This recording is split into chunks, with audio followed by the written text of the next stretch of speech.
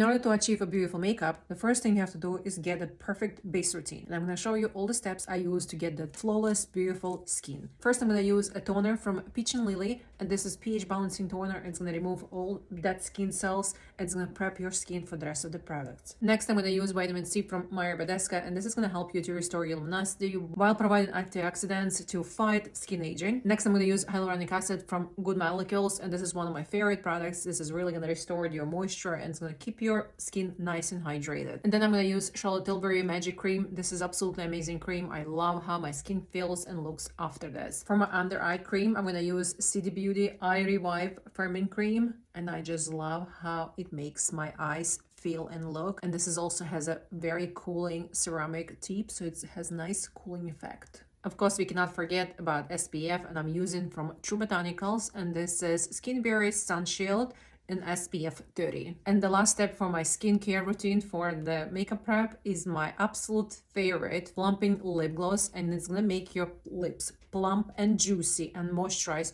the whole day. And this is my skin after. You guys can see how flawless and dewy it looks, and the makeup after is gonna look flawless as well.